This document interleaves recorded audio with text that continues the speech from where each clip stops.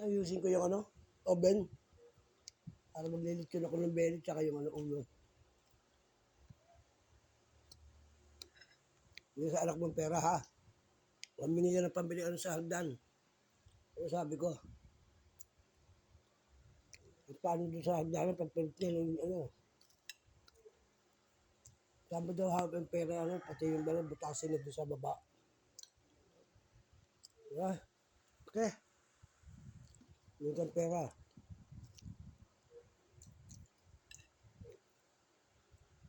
Pasok na naman kasi yung 2026. Hindi na tapos to, 22, 23, 24, 25, 26. Sabi, pangka-4 na taon ang ginagawa. Ang unti-unti ko na di ba? Konti na lang Hindi na lang So, ito yung isang uli. Yan, yan, Pag gawin ko itaas, yung sa pera, yan ako para may SS dyan, tuturahin natin yan, Gagawin kong paupahan yung gagawin kong PE6 floor yun. Bubong, mismo bubong, patapalan ko na lang. Tapos sa YouTube maganda yun.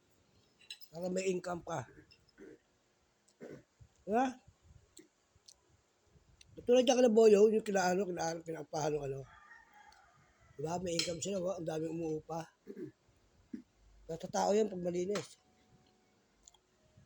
Paupahan ko gagawin ko yun. Lalo mamamatay sa inggit yung mga hayop na tingnan mo. Sabi na natin, wag ko daw sila block dahil kasi sayang daw yung pag nanonood sila. No? Tama nga naman, no? Kahit asarin ka, ignorin mo. May puta block sila sa akin eh. Hindi, block sila sa akin. Dito sila eh. Yung mga kamag-anak ko, na-blocking ko talaga kayo, hindi na kayo makakapanik dito. Oo nga. Diba? Ang kapal ng mukha nyo kapag pumanik pa kayo rito. Pag hindi ko nakikinibo, kahit sino pa kayo, kapatid man kayo na kapatid, anak man kayo na kapatid, hindi ko kayo kinibo, tama na. Tangina nyo, pinakita nyo talaga sa akin yung kulay ng balat nyo, ha? Sige.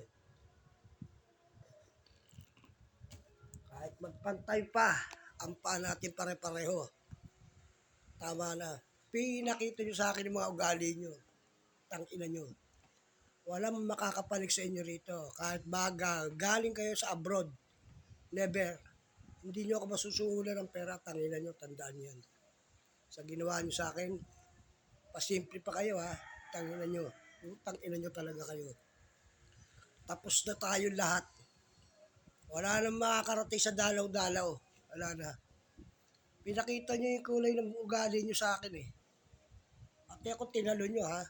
Tingnan natin, napakabait ko sa inyo.